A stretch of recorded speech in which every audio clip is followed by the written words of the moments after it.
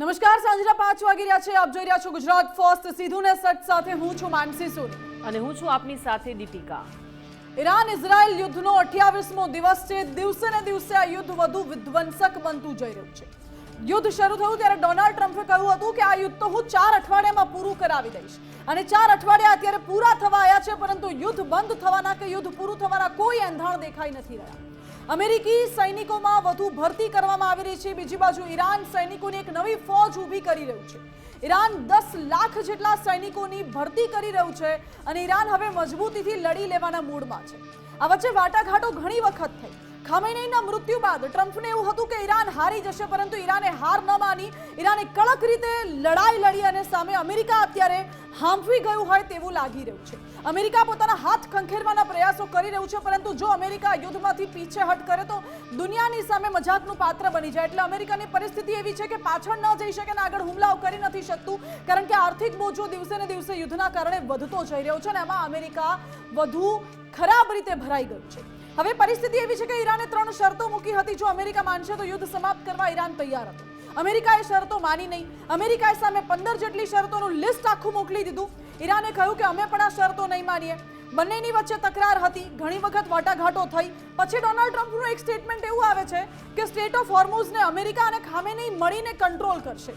ક્યારેક એવું કહે છે કે અમે ખામેનેઈનું નાશ કરી દેશું, હવે નેક્સ્ટ ટાર્ગેટ જ છે. એટલે અમેરિકા શું કરવા માંગે છે તો ખબર નથી પડતું, પરંતુ આ યુદ્ધ વધુ વિધ્વંસક બનશે એ વાત નિશ્ચિત માનવામાં આવી રહી છે. અને જો આવું થાય છે તો યુદ્ધના કારણે વૈશ્વિક વ્યાપાર પર જે મોટી અસર પડી છે, ક્રૂડ ઓઇલના ભાવ ગણો, ડોલરના ભાવ ગણો, મોટી પ્રમાણમાં અત્યારે અસર જોવા મળી રહી છે. ગેસ પર પણ અસર જોવા મળી રહી છે અને ભારત પર પણ તેની આંતરિક અસર જોવા મળી રહી છે, બાહ્ય પરિસ્થિતિની અસર. ખાસ કરીને ભારતના જે નાના મોટા વ્યાપાર છે, ઉદ્યોગ છે, એને મોટા પાયે અસર થાય તેવી સંભાવના અત્યારથી વર્તાઈ રહી છે. એક તરફ જો વાત કરવામાં આવે પેટ્રોલ ડીઝલની, તો પેટ્રોલ ડીઝલના ભાવ વધારો થશે તેવી અફવાઓ હતી, પરંતુ ભાવ વધારો નથી કરવાના. સરકારે સ્પષ્ટ મેસેજ આપી દીધો છે એક્સાઇઝ ડ્યુટી ઘટાડીને. બીજી મહત્વની બાબત, એક અફવા એવી પણ ચાલી રહી હતી કે ગેસ નહીં મળે એટલે લોકો ગેસ સ્ટેશનની બહાર લાઈનોમાં ઊભા હતા. એ પણ સરકારે ના પાડી દીધી કે બધાને પૂરતા પ્રમાણમાં ગેસ મળશે, માત્ર પ્રાયોરિટીના આધારે ગેસ આપવામાં આવશે. સાથે સાથે લોકડાઉનની અફવાઓએ અત્યારે જોર પકડ્યું છે કે શું હવે દેશમાં લોકડાઉન લાગુ થવાનું છે અને એના કારણે લોકોમાં ક્યાંક ને ક્યાંક પેનિક સિચ્યુએશન જોવા મળી રહી છે. પરંતુ સૌથી પહેલા ગુજરાત ફર્સ્ટ તમામ દર્શકોને કહેવા માંગે છે કે આ માત્ર ને માત્ર અફવા છે. લોકોએ આવી અફવાઓમાં ન આવવું જોઈએ ને એનું સૌથી સારામાં સારું ઉદાહરણ પેટ્રોલ ડીઝલ વાળું છે. એક એવી અફવા સોશિયલ મીડિયામાં ફેલાતી થઈ કે પેટ્રોલ ડીઝલની અછત થશે. લોકોમાં પેનિક ઊભું થયું. પેટ્રોલ પંપ પર લોકો આવી ભર બપોરે ભર ગરમીમાં કલાકો સુધી ઊભા રહ્યા અને હેરાન થયા. 2 દિવસ પછી પરિણામ જોઈ લીધું કે પેટ્રોલ રાબેતા મુજબ જેટલું જોઈએ એટલું મળે છે અને હવે કોઈ ભીડ નથી. અત્યારે આખું પ્રશાસન એક્ટિવ થઈ ગયું છે. કેન્દ્ર સરકારથી લઈને રાજ્ય સરકાર એક્ટિવ થઈ ગઈ છે કે આ યુદ્ધની પરિસ્થિતિમાં દેશની અંદરની, રાજ્યની અંદરની વ્યવસ્થા ન ખોરવાય એ માટે પગલાં ભરવામાં આવી રહ્યા છે. આખું મંત્રીમંડળ અત્યારે એક્શન મોડમાં છે, લોકોને એ જાગૃતિ અપાવવા માટે કે લોકડાઉનની વાત માત્ર ને માત્ર અફવા છે અને આમાં કોઈ તથ્ય નથી. દીપિકા જી બિલકુલ, એટલે લોકડાઉનની અફવાઓ છે, કોઈ તથ્ય નથી. એક ખૂબ જ મોટા સમાચાર સરકાર તરફથી આવી રહ્યા છે. સરકારે નિવેદન આપ્યું છે કે લોકડાઉનની અફવા પર હવે કોઈએ ધ્યાન નથી આપવાનું, કેમ કે દેશમાં લોકડાઉનની વાત માત્ર અફવા છે. સમગ્ર સ્થિતિ પર ભારતની નજર હોવાની વાત કિરણ રિજિજુએ કરી છે. લોકડાઉનની અફવા ભ્રામક સમાચાર છે. વડાપ્રધાન મોદી સ્થિતિ પર નજર રાખી રહ્યા છે, એટલે કે જે લોકો લોકડાઉનની અફવા ફેલાવી રહ્યા છે તેમને સ્પષ્ટ સંદેશ અત્યારે સરકાર તરફથી એક નિવેદનમાં આપી દેવામાં આવ્યું છે કે આ માત્ર ને માત્ર અફવા છે. દેશમાં કોઈ જ લોકડાઉન નથી થવાનું તેવો સ્પષ્ટ સંદેશ આપી દીધો છે. વડાપ્રધાન મોદીની આ જે સમગ્ર સ્થિતિ છે યુદ્ધની, તેના પર બાજ નજર છે અને આ દેશમાં માત્ર ને માત્ર અફવા છે લોકડાઉનની, એટલે કોઈ લોકોને ગભરાવાની જરૂર નથી. કિરણ રિજિજુએ આ નિવેદન આપીને સ્પષ્ટ કરી દીધું છે. તમે વિચાર કરો કે એક દેશમાં જ્યાં વિશ્વ આખું યુદ્ધની પરિસ્થિતિ વચ્ચે ઝઝૂમી રહ્યું છે, એવી પરિસ્થિતિમાં દેશની બાહ્યની સાથે સાથે આંતરિક સુરક્ષા અને આંતરિક જે વ્યાપાર, ઇકોનોમિક સહિતના જે મુદ્દા છે એને ધ્યાન રાખવું. અને આ બધાની વચ્ચે જ્યારે દેશની અંદર દર 2 દિવસે એક નવી અફવા ફેલાય છે. પહેલા ગેસની અફવા ફેલાઈ, લોકોએ ગેસ સ્ટેશનની બહાર લાઈનો લગાવી. પછી પેટ્રોલ ડીઝલની અફવા ફેલાઈ, લોકોએ પેટ્રોલ પંપની બહાર લાઈનો લગાવી. હવે લોકડાઉનની અફવા ફેલાય છે અને દર બીજે ત્રીજે દિવસે વડાપ્રધાન નરેન્દ્ર મોદી આવીને જનતાને આશ્વાસન આપવું પડે, કેવું પડે કે આ પેટ્રોલ ડીઝલની વાત માત્ર અફવા છે, કોઈ અછત નથી, આપણી પાસે પૂરતો સ્ટોક છે. લોકડાઉનની વાત માત્ર અફવા છે. વારંવાર આવી સિચ્યુએશન ઊભી થાય છે. લેકિન દેશમાં લોકડાઉનની વાત જે માત્ર અફવા છે તેને લઈને હવે કિરણ રિજિજુએ શું નિવેદન આપ્યું છે પહેલા તે જોઈ લઈએ. प्रधानमंत्री जी ने बहुत नहीं ये सब कौन अफवाहें उड़ाते हैं। प्रधानमंत्री जी ने बहुत साफ तौर से बताया था कि पैनिक नहीं होना है, जमाखोरियों को चेतावनी दिया है, राज्य सरकारों को आह्वान किया है कि कोई इसमें होर्डिंग ना करे, पैनिक क्रिएट ना करे। भारत सरकार पूरी तरह से स्थिति का नियंत्रण में पूरा रखा हुआ है। नहीं ये सब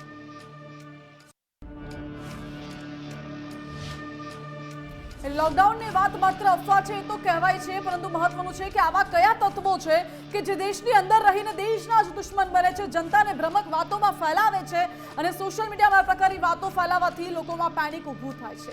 આ બધાની વચ્ચે એક મોટા સમાચાર એ પણ મળી રહ્યા છે કે અંદરો અંદર નાના જે વેપારીઓ છે એને પણ આ યુદ્ધના કારણે મોટી અસર ભોગવવી પડી રહી છે। મિડલ ઈસ્ટ યુદ્ધની અસર ગુજરાતના વેપારીઓ પર પડી। ગુજરાતના 5 મોટા ઉદ્યોગોને સૌથી વધુ અસર થઈ ગુજરાતના ટેક્સટાઇલ ઉદ્યોગ પર યુદ્ધની માઠી અસર જોવા મળી। સુરતના ટેક્સટાઇલ ઉદ્યોગ પર અઠવાડિયામાં 2 દિવસ મિલો બંધ રાખવાનો નિર્ણય લેવાયો છે। કોલસાના ભાવમાં 30% તોતિંગ વધારો થઈ ગયો। યુદ્ધના કારણે ગાંધીધામમાં ટ્રાન્સપોર્ટના પૈડા થંભી ગયા છે। લોજિસ્ટિક્સ ઉદ્યોગ વેન્ટિલેટર પર છે અને તેને મોટી અસર પડી છે। ગુજરાતના અગરબત્તીના ઉદ્યોગને મોટી અસર થઈ છે। આ સાથે જ કેટલીક વસ્તુનો ઉપયોગમાં કાચો માલ ન આવતા 20 થી 25% ભાવ વધારો ઝીંકાયો છે। બિઝનેસમાં સીધી અસર પડી। લોજિસ્ટિક્સ અને કન્ટેનરના ભાડામાં 30 થી 35% વધારો થયો છે। સવાલ અત્યારે એ ઉઠી રહ્યો છે કે ડિમાન્ડ તો જે હતી એ જ છે, ઉલટાની પેનિક સિચ્યુએશન ઊભી થાય છે, ડિમાન્ડ વધી રહી છે અને પ્રોજેક્ટ્સ અત્યારે ઠપ થઈ ગયા છે। સામે એટલો સપ્લાય નથી આવી રહ્યો કારણ કે વૈશ્વિક પરિસ્થિતિના કારણે એક્સપોર્ટ ઇમ્પોર્ટને મોટી અસર પડી છે, જેના કારણે અંદરો અંદર જે લોજિસ્ટિક્સના ભાવ છે, કન્ટેનરના ભાવ છે એ વધી રહ્યા છે અને ડિમાન્ડની સામે એટલી સપ્લાય ન આવતા અત્યારે સરેરાશ ઓવરઓલ ભાવ વધારો જોવા મળે છે અને નાના મોટા વેપારીઓને, નાના મોટા ઉદ્યોગોને મોટું નુકસાન અત્યારે વેઠવવાનો વારો આવે છે। તે અત્યારે મુખ્ય મુદ્દો છે। આ જ વિશે અત્યારે વાત કરવી છે। આપણી સાથે ગેસ્ટ પેનલમાં જોડાઈ ગયા છે કેજી કુંડારિયા, જે સિરામિક એસોસિએશન મોરબીના પૂર્વ પ્રમુખ છે। કુંડારિયા સાહેબ, આપનું સ્વાગત છે ગુજરાત ફર્સ્ટમાં। સાથે જ આપણી સાથે કચ્છથી વિશાલભાઈ ઠક્કર વેપારી જોડાઈ ગયા છે। વિશાલભાઈ, આપનું પણ સ્વાગત છે ગુજરાત ફર્સ્ટમાં। અને આપણી સાથે અશોકભાઈ જીરાવાળા જોડાઈ ગયા છે, એસજીસીસીઆઈના વાઇસ પ્રેસિડેન્ટ અને વીવર્સ અગ્રણી છે। અશોકભાઈ, આપનું પણ સ્વાગત છે ગુજરાત ફર્સ્ટમાં। કુંડારિયા સાહેબ, સૌથી પહેલા એ સમજવું છે કે નાના મોટા ઘણા બધા ઉદ્યોગોને, વેપારીઓને મોટી અસર થઈ રહી છે આ યુદ્ધના કારણે। અત્યારે સિરામિક ઉદ્યોગમાં શું અસર જોવા મળી રહી છે? અને ગેસની સપ્લાય નથી, ઇમ્પોર્ટેડ ગેસ અમે વાપરી છીએ। હવે જ્યાં સુધી ગેસ ન આવે ત્યાં સુધી આ કોઈ ફેક્ટરી ચાલુ થઈ શકે એમ છે નહીં અને એમાં લગભગ 4 લાખ લોકો જે અમારી યારે કામ કરે છે એ મજૂરો બધા બેરોજગાર થઈ જશે।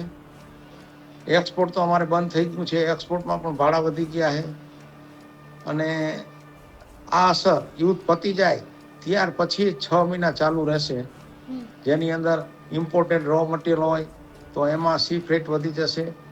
તેવી જ રીતે જે અહીંથી માલ એક્સપોર્ટ થતો હોય એના પણ ભાડા વધેલા રહેશે। એટલે સિરેમિક ઉદ્યોગને સૌથી વધુ અસર થશે કારણ કે અમે ઇમ્પોર્ટેડ ગેસ વાપરીએ। રો મટીરિયલ કયા દેશમાંથી ઇમ્પોર્ટ થાય છે? એ રો મટીરિયલ ચાઇનામાંથી ઇમ્પોર્ટ થાય છે અને મશીનરી ઇટાલી અને સ્પેનથી ઇમ્પોર્ટ થાય છે। તો ચાઇનાથી ઇમ્પોર્ટ થાય એના ઓલરેડી સી ફ્રેટ વધી ગયા છે કન્ટેનરના ભાડા આજની તારીખે। એક્સપોર્ટમાં કન્ટેનરના ફ્રેટ વધી ગયા છે તો એ અસર તો થશે જ, પણ અમારે તો પહેલા ફેક્ટરીઓ ચાલુ કરવી એ મહત્વનું છે। કારણ કે જ્યાં સુધી ગેસ નહીં મળે ત્યાં સુધી અમારી ફેક્ટરીઓ ચાલુ થઈ શકશે નહીં, કારણ કે ગેસ છે એ અમારું મુખ્ય રો મટીરિયલ છે અને એનો અમારી પાસે બીજો વિકલ્પ નથી પાછો। ચાલો કેરોસીન વાપરીએ, કોલસા વાપરીએ, જેમ આપણે રાંધણ ગેસ માટે બીજો કોઈ ઉપાય નથી એમ અમારી ઇન્ડસ્ટ્રીઝ માટે જે ઇમ્પોર્ટેડ ગેસ છે એ સિવાય બીજો વિકલ્પ નથી। એટલે અમારે પહેલા તો અમારી ફેક્ટરીઓ ચાલુ થાય એ ઈચ્છીએ છીએ, ત્યાર પછી જે કાંઈ વધારો આવશે, દાખલા તરીકે ગેસના ભાવ હતા જે 42 રૂપિયા, એ ભાવ થઈ ગયા 84 રૂપિયા જે ગુજરાત ગેસનો ગેસ આવતો હતો અને એક ઇમ્પોર્ટેડ ગેસ આવતો હતો ટેન્કરથી જેને એલપીજી કહીએ, એના ભાવ 52 રૂપિયા હતા, એ 125 રૂપિયા થઈ ગયા આજે। અને આ ભાવ આપવા છતાંય પણ જો એટલી ક્વોન્ટિટીમાં તો ગેસ મળતો જ નથી। એટલે આ બધી પરિસ્થિતિમાં અમે તો પહેલા અમને પૂરો ગેસ પડે, અમારી ફેક્ટરીઓ ચાલુ કરીએ, ત્યાર પછી ક્યાં ક્યાં કેટલું મોંઘું પડે છે, ભાડું કેટલું મોંઘું પડે છે, ટ્રકનું ભાડું કેટલું વધ્યું, રો મટીરિયલ અમારે રાજસ્થાનમાંથી આવે છે, તો જ્યારે ક્રૂડના ભાવ વધશે તો એનું પણ ભાડું વધી જશે. પછી ઘણા બધા પ્લાસ્ટિક રો મટીરિયલ હોય જે પોલિમર બેઝ હોય, પોલિમર તો ક્રૂડમાંથી જ મળે છે, તો એના ભાવ તો ઓલરેડી વધી ગયા છે, પેકિંગ મટીરિયલમાં વપરાતા હોય, બીજે વપરાતા હોય. તો ઓવરઓલ ઇન્ડસ્ટ્રીની અંદર લગભગ 20-25 વસ્તુઓ ઇનપુટ તરીકે રો મટીરિયલમાં વપરાતી હોય, તો એમાં દરેકમાં ભાવ વધારાની અસર તો થશે. એટલે લોજિસ્ટિક્સમાં અસર થઈ રહી છે, ઇમ્પોર્ટેડ ગેસમાં અત્યારે ખાસ કરીને કાપ મૂકવો પડે છે, જેના કારણે ભઠ્ઠીઓ બનશે. આ સમસ્યા સિરામિક ઉદ્યોગની છે. હવે સુરતની જે જાણીતી ટેક્સટાઇલ ઉદ્યોગ છે એની પણ વાત કરી લઈએ. અશોકભાઈ, એ પણ જાણવું છે કે ટેક્સટાઇલ ઉદ્યોગમાં અત્યારે કયા પ્રકારની અસર આ મિડલ ઇસ્ટમાં યુદ્ધના કારણે જોવા મળી રહી છે?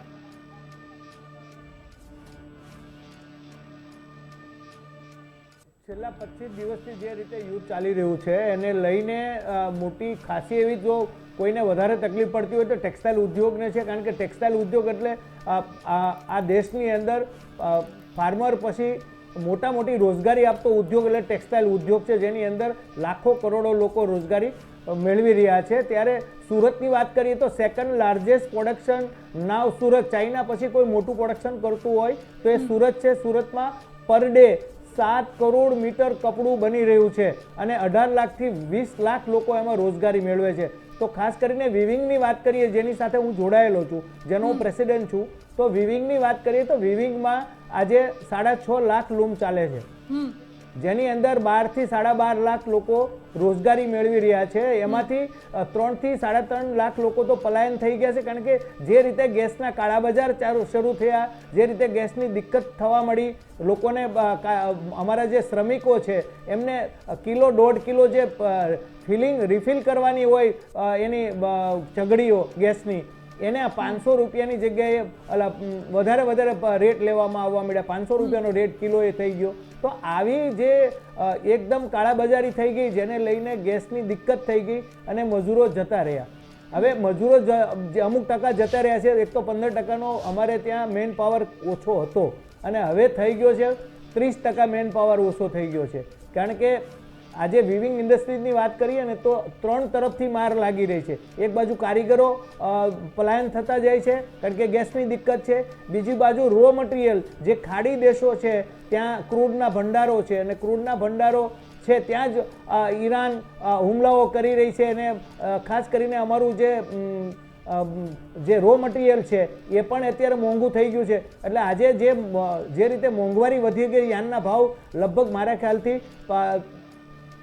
30 રૂપિયાથી લઈને 50 રૂપિયા સુધીના રેટ વધારો કરવામાં આવ્યો છે. આમાં અમુક ટકા તો કૃત્રિમ રેટ પણ વધારે લીધા છે. એટલે કહેવાનો મતલબ કે આવા વાતાવરણને લઈને જે સહાનુભૂતિ કે માનવતાની જગ્યાએ ક્યાંક લૂંટફાટ પણ ચાલી રહી છે. તો ફર્સ્ટ ઓફ ઓલ જે ટેક્સટાઇલ ઇન્ડસ્ટ્રીઝ છે એમાં વિવિંગ ઇન્ડસ્ટ્રીઝને એક બાજુ રો મટીરિયલ મોંઘું છે એની પણ માર પડી રહી છે, એક બાજુથી અમારું જે એક્સપોર્ટ હતું અમુક ટકા જે વાયા દુબઈ થઈને 45 દેશોની અંદર અમે જે એક્સપોર્ટ કરતા હતા, બુરખાનું કાપડ હતું, જેની અંદર ખમીજનું કાપડ હતું, આ જે કપડાઓ છે, ફેબ્રિક છે, એ પણ હવે બંધ થઈ ગયું છે કારણ કે ત્યાં યુદ્ધ થઈ ગયું છે. ત્યાં એના બેરેજ બંધ થઈ ગયા છે, શિપમેન્ટ બંધ થઈ ગયા, શિપમેન્ટ રોકાઈ ગયા છે, કન્ટેનરો રોકાઈ ગયા છે. આખી પેમેન્ટની સાયકલ પણ અમારે અટવાઈ ગઈ છે. એક માર બીજી માર આની છે અને એક બાજુ માર્કેટની અંદર લેવાલી નથી. તો માલ બનાવીને પણ અમારે કોને આપવાનો? કારણ કે મોંઘો માલ કોઈ લેવાલ છે નહીં.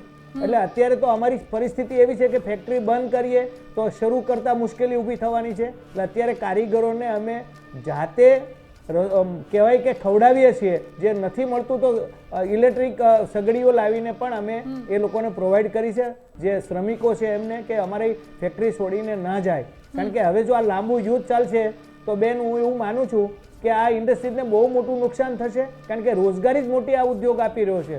ત્યારે અમે જે ફોગવાની વાત કરીએ તો અમે એક ગૂગલ ફોર્મ બહાર પાડ્યું છે અને તમામની રાય લેવાનું નક્કી કર્યું છે. એવી રાય લીધી, એમાં 85% લોકોએ એવું કીધું છે કે તમારે પ્રોડક્શન કાપ કરવો પડશે. તો આવનારા દિવસોની અંદર જેવી રીતે પ્રોસેસિંગ મિલોએ 2 દિવસનો કાપ મૂક્યો છે, એવી જ રીતે અશોકભાઈ, એટલે જેમ કે કુંડારિયા સાહેબે પણ હમણાં કીધું એ પ્રકારે ગેસની અછત છે, એક્સપોર્ટ ઇમ્પોર્ટ અત્યારે અટકી પડ્યું ના કહી શકાય, પરંતુ મોટા પાયે એક્સપોર્ટ ઇમ્પોર્ટને અસર થઈ છે. લોજિસ્ટિક્સમાં અત્યારે ભારે હેરાનગતિ થઈ રહી છે. લોકડાઉનની વાત માત્ર અફવા છે એ સરકારે સ્પષ્ટતા કરી દીધી, પરંતુ આ બધી જે પરિસ્થિતિ ઊભી થઈ છે તેના કારણે રોજગારી પર સીધી અસર પડી રહી છે એવું લાગી રહ્યું છે ક્યાંક ને ક્યાંક આપને? છે, કારણ કે એક વખત અમે આ બધું ફેસ કરી ચૂક્યા છીએ. જ્યારે કોવિડ હતો ત્યારે જે રીતે કારીગરો પલાયન થયા, વર્કરો પલાયન થયા, એને લાવવામાં અમને 3 મહિના લાગેલા છે. અને ત્યારે જે પરિસ્થિતિ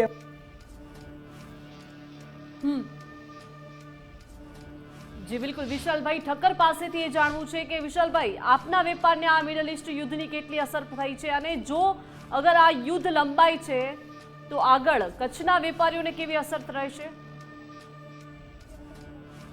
નમસ્કાર, હું ગુજરાત ફર્સ્ટના સૌ દર્શક મિત્રોનો આભાર માનું છું અને ખાસ માનસીબેન અને દીપિકાબેનનું પણ હું આભાર માનું છું કે મને જ આનામાં મોકો મળ્યો. અને હું બેન આપના માધ્યમથી કહેવા માગું છું કે આ યુદ્ધના લીધે ઇમ્પોર્ટ એક્સપોર્ટમાં પણ ખૂબ ઘટાડો થયો છે અને લોકલ સ્થાનિક ટ્રાન્સપોર્ટ ઉદ્યોગ વગેરે નાના મોટા તમામ ઉદ્યોગો પર થોડી અસર થઈ છે. પણ એના માટે ભારત સરકાર ખૂબ જ એક્ટિવ છે. દેશના યશસ્વી વડાપ્રધાન શ્રી નરેન્દ્રભાઈ મોદીજીએ પેટ્રોલ અને ડીઝલની ખોટી અફવાઓ ફેલાવી હતી, એના પર 10 રૂપિયા આજે એક્સાઇઝ ડ્યુટી બાદ કરીને પણ દેશ માટે સારો મેસેજ આપ્યો છે. એટલે ભારતની સરકાર ખૂબ એક્ટિવ છે કે આ બધા ઇસ્યુને પહોંચી વળવા મદદ કરે, અને વેપારીઓ પણ પોતાની રીતે અમે પ્રયત્ન કરી રહ્યા છીએ કે જેવી રીતે સરળતા થાય અને લોકોને કોઈ તકલીફ ન થાય. બાકી આ યુદ્ધ છે એટલે થોડી ઘણી તકલીફ રહેવાની છે અને દેશની જનતા પણ આના માટે રેડી છે, અને અમે પણ નાના મોટા વિષયોમાં તમામમાં લોકોને મદદ કરવા અને લોકોને ઉપયોગી થવા માટે ખૂબ જ સક્રિય રીતે તૈયાર છીએ. બાકી વિશ્વની લેવલે છે યુદ્ધ, એ તો સ્વીકારવું જ પડે, અને એના લીધે ઇમ્પોર્ટ એક્સપોર્ટ બંધ થાય એટલે બધી કડે અમારા મુન્દ્રા પોર્ટ અને કંડલા પોર્ટ ને અસર થઈ છે એ વાત સાચી, પરંતુ ઇન્ટરનલ લોજિસ્ટિક્સમાં ક્યાં વાંધો આવી રહ્યો છે, ત્યાં શું સમસ્યા આવી રહી છે? ઇન્ટરનલ લોજિસ્ટિકમાં બેન, જ્યાંથી અમારું અહીંયાથી એક્સપોર્ટ થતું હોય એ કન્ટેનરો જ ન જાય અને અહીંયાથી માલ જ ન થાય, તો એના માટે જે દિવસના અમારા 2 ફેરા થતા હોય એની જગ્યાએ 1 ફેરો થઈ જાય યા ઓછો થઈ જાય, એ રીતે અસર પડી રહી છે. અને એક્સપોર્ટમાંથી જે બહારથી દેશોમાંથી આવતું હોય એ પણ આવવાનું સ્ટોપ થઈ જાય યુદ્ધના કારણે, તો એ પણ અમે ડિલિવરી સમયસર ન કરી શકીએ અને પહોંચે નહીં, એટલે અમે એ પણ ન કરી શકીએ એવી અસર પડે છે. જ્યાં દિવસના 2 ફેરા થતા હોય ત્યાં 1 પણ ફેરા ન થાય યા 1 ફેરો થાય, એવી રીતે અસર થઈ રહી છે. બિલકુલ, આપણે આ બ્રોડ એંગલની વાત કરી કે દરેક અલગ અલગ ઉદ્યોગને કયા પ્રકારે અસર થઈ રહી છે. અશોકભાઈ, અગર આપણે માઇક્રો લેવલથી જોવા જઈએ તો આ બધી જ પરિસ્થિતિની અસર સૌથી વધારે ડાયરેક્ટલી નહીં પરંતુ ક્યાંક ને ક્યાંક ઇનડાયરેક્ટલી નાના વેપારીઓ અને એની સાથે જોડાયેલા એ શ્રમિકો પર થશે કે જે લોકો એમની રોજગારીને અસર થશે સૌથી વધારે. હવે કોરોનાનો એ સમય હતો કે જ્યારે આવી જ કંઈક સિમિલર, એક્ઝેક્ટલી આવીની પણ સિમિલર સિચ્યુએશન ઊભી થઈ હતી. ઘણી બધી મિલ અઠવાડિયામાં 2 દિવસ કાર્યરત રહેતી હતી, ઘણી બધી મિલોને બંધ થવાની ફરજ પડી હતી થોડા સમય માટે. ત્યારે લોકોની રોજગારી છીનવાઈ ગઈ, લોકોએ પલાયન કરવું પડ્યું, લોકો પોતાના ઘરે કે પોતાના વતન જતા રહ્યા હતા. હવે અત્યારે લોકડાઉન નથી લાગવાનું એવી કોઈ સિચ્યુએશન ઊભી નહીં થાય, પરંતુ આંતરિક જે સિચ્યુએશન ઊભી થઈ રહી છે, રોજગારી પર અસર થશે, એના કારણે આવી પ્રકારની કોઈ પરિસ્થિતિ ઊભી થાય તેવું આપને લાંબા ગાળે લાગી રહ્યું છે? માનસીબેન, બહુ રાઈટ તમારો સવાલ છે, પણ ખાસ કરીને અમે જે રીતે કારીગરોને ટકાવી રાખવા માટે જે રીતે મહેનત કરી રહ્યા છીએ, કારણ કે આ તો નેશનલ ઇન્ટરનેશનલ આખો મુસદ્દો ચાલી રહ્યો છે અને યુદ્ધ ચાલી રહ્યો છે. આમાં કોઈ એવી વાત નથી કે કોઈ આપણે ભારતને તકલીફ થવાની છે, આખા વિશ્વમાં બધાને યુદ્ધની તકલીફ થવાની છે. પણ મોટી વાત કરી ટેક્સટાઇલ ઉદ્યોગ એટલે MSME કહેવાય. તમે MSMEની વાત કરી તો હું એટલું કહી શકું કે નાના જે રોજગારી મેળવી રહ્યા છે ખાસ કરીને વણાટ ઉદ્યોગની અંદર, એ શ્રમિકોને તકલીફ ન થાય એના માટે અમે અમારા એસોસિએશન દ્વારા પણ જાહેરાત કરી છે કે આપણે જે રીતે મેચ ચાલુ કરવી તો મેચ પણ ચાલુ થાય અને ખવડાવવાનું જે રીતે એને રસોઈના પ્રાવધાનો ન થતા હોય તેને કરીએ, પણ જો લાંબે ગાળે માનસીબેન આની અંદર જો પેલું થાય યુદ્ધ શરૂ રહે તો આના માઠા પરિણામ આવી શકે છે એવી સંભાવના કરી. પણ ભારતની પ્રજા અને માનનીય વડાપ્રધાન શ્રી જે રીતે એની દીર્ઘદ્રષ્ટિ છે કે આજે આપણે ઈરાનથી પણ ક્રૂડ ઓઇલ મળી રહ્યું છે, એટલે જેવું જોઈએ એટલી બધી કોઈ મહામારી ઊભી થાય એવું મને લાગતું નથી, પણ સહન કરવાનું છે. પણ ભારતની પ્રજા એવી છે કે આફતમાંથી અવસર પેદા કરી શકે એવું કહું તો ખોટું નથી, કારણ કે આજે અમારું માનો કે દુબઈથી વાયા અમારું એક્સપોર્ટ બંધ થયું છે, પણ જે રીતે બીજા દેશોની અંદર માનનીય વડાપ્રધાનશ્રીએ FTA કર્યું છે, ફ્રી ટ્રેડ એગ્રીમેન્ટ, જેને લઈને અમે વાયા મીડિયા થોડું ઘણું અમારું કામ અત્યારે શરૂ છે. પણ જો લોંગ સમય આ યુદ્ધની પરિસ્થિતિ રહે તો ખાસ કરીને એક અવેરનેસના ભાગરૂપે સરકારે એવી જાહેરાત કરવી પડે કે કોઈ પણ ખોટા કાળાબજારી યાનમાં પણ ન કરે, ગેસમાં પણ ન કરે, બીજા રો મટીરિયલમાં ન કરે, આમ નાગરિકને તકલીફ ન થાય એની માટેની એક અવેરનેસ ડે બાય ડે જો અવેરનેસ થયા કરે તો હું માનું છું કે આને પહોંચી વળવામાં ભારતને એટલું બધું મોટું માર્કેટ ડોમેસ્ટિક જ આપણી પાસે છે, આપણે કોઈના ઉપર નિર્ભર નથી, પણ રો મટીરિયલ ઉપર કંટ્રોલ કરવો જરૂરી બને એવું મને લાગે છે. તો આપણે આ શ્રમિકોને એ ખૂબ જરૂરી બન્યું છે. સરકારે ડેપ્યુટી સીએમ હમણાં જ કહ્યું હતું હર્ષભાઈ સંઘવીએ કે જે પણ વ્યક્તિ કાળાબજારી કરશે એને છોડવામાં નહીં આવે, ને ડીજીપીને આદેશ પણ આપી દીધો હતો. છતાં પણ ક્યાંક ને ક્યાંક કાળાબજારી થતી હશે તો એની સામે પોલીસ કડક હાથે તપાસ કરીને એક્શન પણ લેશે એવું પણ કહેવાયું છે. દીપિકા જી બિલકુલ. કુંડારિયાજી, આપની પાસેથી એ જાણવું છે કે જે કેન્દ્ર સરકારે એક્સાઇઝ ડ્યુટીમાં આજે ઘટાડો કર્યો, પેટ્રોલ ડીઝલના ભાવ હવે વધશે નહીં તેવું કહી શકાય નિર્ણય માટે, અને આ નિર્ણયથી સામાન્ય જનતાને શું ફાયદો થશે, અને એક્સાઇઝ ડ્યુટીમાં જે ઘટાડો થયો છે એનો મતલબ એમ કે આગામી દિવસોમાં હવે પેટ્રોલ ડીઝલના ભાવમાં કોઈ જ વધારો નહીં થાય? હા, આનાથી આમ જનતાને બહુ મોટી રાહત મળશે. ક્રૂડના ભાવ તો અત્યારે વધી ગયા છે, બેરલના $106 થઈ ગયા છે, જે નોર્મલી $60-65 હતા એટલે ડબલ થઈ ગયા. એટલે કેન્દ્ર સરકાર અત્યારે ભાવ વધારો તો વધારી શકે, પણ કેન્દ્ર સરકારે ભાવ પણ નથી વધાર્યા, એ ઉપરાંત એક્સાઇઝ ડ્યુટી પણ ઘટાડી, અને જેને કારણે પ્રજાને રાહત થશે. અને સરકાર પાસે નોર્મલી છે ને 60 થી 90 દિવસનો બફર સ્ટોક રહેતો હોય છે, એટલે બફર સ્ટોકનો પણ ઉપયોગ કરીને એ પુરવઠો જાળવી રાખશે. પણ નવા ભાવનું જ્યારે ક્રૂડ આવશે ત્યારે તો સરકારે એક્સાઇઝ ડ્યુટી માફી કરીને એ રાહત નહીં આપી શકે. અત્યારે તો જૂના ભાવનું ક્રૂડ છે એમાંથી ડીઝલ અને પેટ્રોલ બનાવીને જૂના ભાવમાં આપે છે. ભલે પેટ્રોલ અને ડીઝલ હારનું સ્ટ્રેટમાંથી આવવાનું ચાલુ થઈ ગયું છે, ઈરાને સાનુકૂળ પ્રતિભાવ આપ્યો છે, તો આવનારા દિવસોમાં હું એવું માનું છું કે મોદી સાહેબની જે ડિપ્લોમસીના જે પ્રયાસો છે તેને હિસાબે આપણને જે ગેસ કતરમાંથી આવે છે તે પણ સપ્લાય ચાલુ થઈ જશે, અને ક્રૂડ જે આવે છે સ્ટ્રેટ ઓફ ધ હાર્બર એ પણ ચાલુ થઈ જશે. એટલે બીજા દેશ જેવી આપણે લાઈનો લાગશે, ઘણી બધી અછત થઈ જશે એવું નહીં બને. નોર્મલી સપ્લાય છે ને એ ગેસની પણ એકાદ મહિનામાં તો પૂરી થવાની ચાલુ થઈ જશે.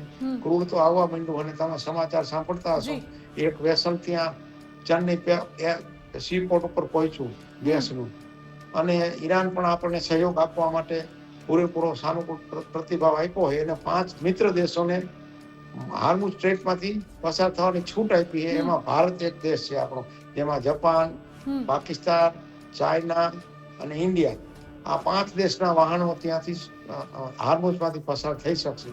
પણ મૂળ બાબત એ છે કે ક્રૂડના ભાવ આટલા બધા વધી જાય તો ભારત 85% એને એનર્જી ઇમ્પોર્ટ કરે છે, ક્રૂડ અને ગેસ. એક રાહતની વાત એ છે કુંડારિયા સાહેબ કે ક્રૂડ ઓઇલના ભાવ વધી રહ્યા છે, વધઘટ થઈ રહી છે. ડોનાલ્ડ ટ્રમ્પ જે પ્રકારે પોતાના નિવેદન બદલી રહ્યા છે એ અનુસાર ભાવમાં પણ અપડાઉન જોવા મળી રહ્યું છે, પરંતુ ભારત પર ખાસ કરીને તેની ખૂબ મોટી અસર એટલા માટે નથી પડતી કારણ કે કેન્દ્ર સરકાર એ ભાવ દેશની અંદર સરખી રીતે વ્યવસ્થિત રીતે જાળવી રાખે છે.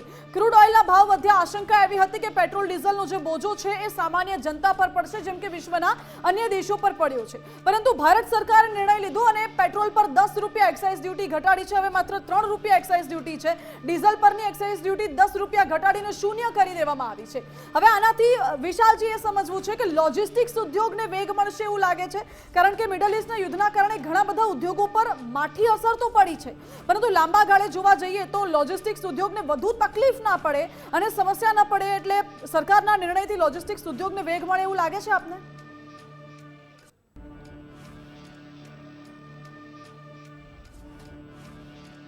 વિશાલજી, આ નિર્ણયથી સરકારના નિર્ણય ખૂબ સારો કર્યો છે. એનાથી લોજિસ્ટિક ઉદ્યોગને વેગ મળે, પણ મેન મુખ્યત્વે વાત એ છે કે ઇમ્પોર્ટ એક્સપોર્ટનું બધું ચાલુ થાય તો વધુ સારું થાય અને ફાયદો થાય. એટલે આ યુદ્ધ રોકાય ત્યારે જ એના પછી થઈ શકે છે. આ આમ આદમી અને નાના માણસો, ટ્રાન્સપોર્ટ ઉદ્યોગ વગેરે નાના લોકો અને દેશની તમામ જનતા માટે ખૂબ જ મહત્ત્વનું ડિસિઝન લીધું છે નરેન્દ્ર મોદી સરકારે. તે યુદ્ધની પરિસ્થિતિમાં લોકોને બીજી કોઈ તકલીફ ન થાય અને આના માટે આ ડિસિઝન ખૂબ જ મહત્ત્વપૂર્ણ છે અને ખૂબ જ ફાયદાકારક છે. બિલકુલ. અને અશોકજી, અત્યારે જે ગંભીર પરિસ્થિતિ આપણે જોઈ રહ્યા છે, સંકટ એવું છે કે કદાચ અત્યારે તો ચલો એસોસિએશન મદદ કરી રહ્યું છે, પણ આગામી સમયમાં એ લોકોની રોજગારી પર પણ પ્રશ્ન આવીને ઊભો થઈ જાય એવી પરિસ્થિતિ છે. તો અત્યારે સર્વાઈવલ થઈ શકે એટલો કેટલો સમય આપની પાસે છે કે જો આટલો સમય યુદ્ધ ચાલ્યું તો અમે સર્વાઈવલ કરી શકશું, પરંતુ એનાથી વધારે ચાલ્યું તો અમારા હાથમાં નથી, એવો કેટલો એક બફર પીરિયડ હશે?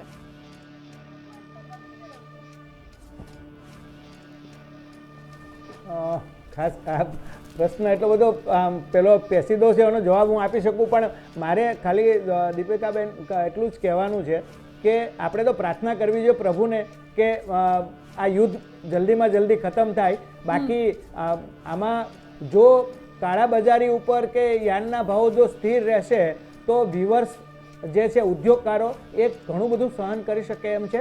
કારણ કે એનાથી બહુ તકલીફ નથી થવાની. થોડોક સ્ટોક અત્યારે સ્ટોક છે અમારી પાસે. માનો કે પર ડેનું 5-6 કરોડ મીટર કપડું વેચાતું હતું, અત્યારે માનો કે 3-4 કરોડ મીટર કપડું વેચાય છે. 2 કરોડ મીટરનો કપડાનો સ્ટોક થઈ રહ્યો છે. પણ આજે માર્ચ એન્ડિંગ છે ને, એની પણ અમને તકલીફ છે, કારણ કે બધા પોતપોતાના હિસાબોમાં લાગેલા હોય ત્યારે બહુ ખરીદીની વેવ પેલી ન હોય. અત્યારે બધા હિસાબ કિતાબ કરતા હોય ને પોતાના રોજમેર ક્લિયર કરતા હોય છે. પણ મારું એવું માનવું છે કે જો આવનારા 10-15 દિવસની અંદર પણ યુદ્ધ કદાચ ખેંચાય ને તો પણ હું એવું માનું છું કે ઇન્ડસ્ટ્રીને બહુ લાંબો ફરક નહીં પડે. પણ ઓવરઓલ આ ઇન્ડસ્ટ્રીને નુકસાન ઘણું બધું કરવાનો વારો આવશે, કારણ કે જે રીતે પરિસ્થિતિ જે નિર્માણ થઈ રહી છે એમાં જો વર્કરની ખોટી અફવાઓથી દૂર રહીને ખોટી અફવાઓ પર માન્ય વડાપ્રધાન શ્રી કે માન્ય મુખ્યમંત્રી શ્રી અને ડેપ્યુટી સીએમ તો અત્યારે બહુ હરકતમાં છે અને મારા ખ્યાલથી બધા ઉપર વોચ રાખીને બેઠા છે કે ક્યાંય પણ કાળાબજાર ન થાય. અને આવું જો વોચ રાખશે અને અવેરનેસ ઉપર બરાબરની કંટ્રોલ રાખશે તો હું માનું છું કે કદાચ 15-20 દિવસ કે મહિનો હજુ ખેંચવું હોય તો ખેંચી શકાય એવું છે. પણ જો કહેવાય કે અનાજના ભાવ વધી જાય રો મટીરિયલના તો બહુ મોટી તકલીફ થાય. ને જો અમે તો આજે કલેક્ટરને પણ લખ્યું છે કે જે લોકોને પાસે આધાર કાર્ડ, માનો કે રેશનિંગ કાર્ડ નથી, તો એવા શ્રમિકોને આધાર કાર્ડ પર પણ ગેસના બાટલા પ્રોવાઈડ કરવા માટે ઇન્ડસ્ટ્રીયલ ગેસ જે પેલા કહેવાય ઘરેલું ગેસ, એ ગેસની અંદર આ શ્રમિકોને ગેસ વ્યવસ્થિત મળી જાય તો પણ અમને ઇન્ડસ્ટ્રીઝને બીજું કંઈ બહુ વાંધો આવવાનો નથી. કારણ કે આપણે ઇન્ડસ્ટ્રીઝની અંદર રોજે તેજી હોય એવું ના હોય, 2-4 મહિના તેજી મંદી તો ચાલતી જ હોય છે, અને એ કદાચ એકવાર ઉદ્યોગકાર સહન પણ કરી શકે. પણ આના ઉપર વોચ અને કાળાબજારી ઉપર કંટ્રોલ રાખવું જરૂરી બને છે. બિલકુલ, એ સૌથી મહત્વનો મુદ્દો અત્યારે એ જ બની ગયો છે કે કાળાબજારી પર અંકુશ લાવવામાં આવે અને હાલમાં જે ઇન્ડસ્ટ્રી ફેઝ કરી રહી છે એ ફેઝમાં સર્વાઈવલ સૌથી વધારે ઇમ્પોર્ટન્ટ છે. એટલે આ યુદ્ધ જલ્દીથી જલ્દી રોકાય એ જરૂરી બન્યું છે. અશોકજી, વિશાલજી, કુંડારિયાજી, આપ સૌનો ખૂબ ખૂબ આભાર અમારી સાથે જોડાવા માટે. હાલ સમયનો અભાવ છે એટલે ચર્ચા અહીં પૂર્ણ કરવી પડી રહી છે. ઈરાન ઇઝરાયલ યુદ્ધ વધુ ને વધુ વિધ્વંસક બની રહ્યું છે. 28મો દિવસ છે. અમેરિકા વચમાં ક્યારેક એવું કહે છે કે અમે સમાધાન કરવા તૈયાર છે, ક્યારેક અમેરિકા એવું કહે છે કે અમે સમાધાન નહીં કરીએ, અમે તો લડીશું, અંત સુધી લડીશું. એટલે ડોનાલ્ડ ટ્રમ્પ આખરે કરવા શું માંગે છે સ્પષ્ટ નથી, પરંતુ એટલી વાત સ્પષ્ટ છે કે દેશની અંદર કોઈ સમસ્યા નહીં આવે આ મિડલ ઇસ્ટના યુદ્ધને લઈને, કારણ કે કેન્દ્ર સરકાર અને રાજ્ય સરકાર સતત કટિબદ્ધ છે કે આંતરિક જે સ્થિતિ છે, આંતરિક જે વ્યવસ્થા છે એ જળવાઈ રહે. પછી એ ગેસની હોય, પેટ્રોલ ડીઝલની હોય, નાની ઇન્ડસ્ટ્રીઝ હોય, એમએસએમઈ સેક્ટર હોય કે પછી અન્ય મોટા ઉદ્યોગો હોય, એ તમામ સેક્ટર્સમાં કોઈ મંદી ના આવે, એમાં કોઈ સમસ્યા ના આવે, એ માટેના પ્રયાસો સતત સરકાર દ્વારા કરવામાં આવી રહ્યા છે. અને સૌથી મહત્વની બાબત, લોકોને અફવાઓથી દૂર રહેવા માટે કહેવામાં આવ્યું છે, કારણ કે અફવા જ લાવી શકે છે આફત. આ સાથે જ સીધું ને સટમાં અત્યારે બસ આટલું જ. વધુ સમાચાર માટે આપ જોતા રહો ગુજરાત ફર્સ્ટ. નમસ્કાર.